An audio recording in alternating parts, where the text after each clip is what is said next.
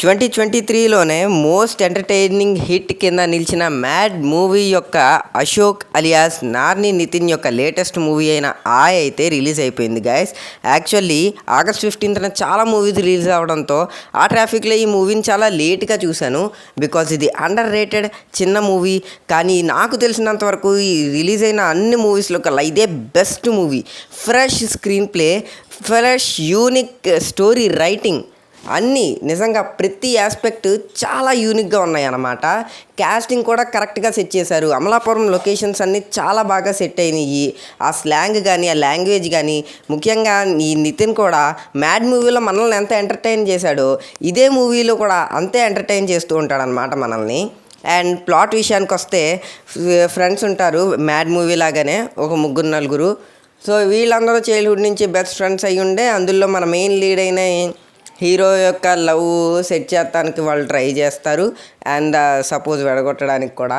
And ఆ మధ్యలో జరిగిన ట్విస్ట్ అది క్యాస్ట్ పరంగా ఎలా లింక్ అవుతుంది, అండ్ దానివల్ల మన హీరోకి వచ్చిన సమస్యలు ఏంటి, దాన్ని ఎలా సాల్వ్ చేశాడు, ఇదేనమాట ప్లాట్.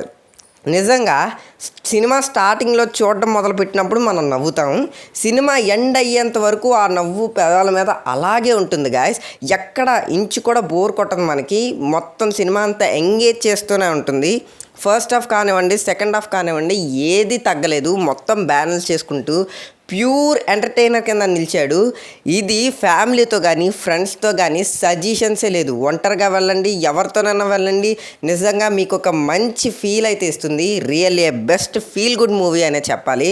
నిజంగా అన్ని ఆస్పెక్ట్స్, సినిమాటోగ్రఫీ, ఎడిటింగ్ అని, నిజంగా కామెడీ మూవీస్ అంటే రామ్ మిరియాల అంటే కామెడీ మూవీస్ అన్నట్టు. నిజంగా టిల్లు స్క్వేర్లో ఎంత అయితే మనకి బెస్ట్ ఇచ్చాడో ఈ మూవీలో కూడా అంతే బెస్ట్ ఇచ్చాడు మనకి మ్యూజిక్ విషయంగా. చాలా ఎంగేజ్మెంట్ గైస్. నిజంగా వండర్ఫుల్ మూవీ ఇది. క్రేజీ రామ్ కామ్ మూవీ అంటే ఇదే.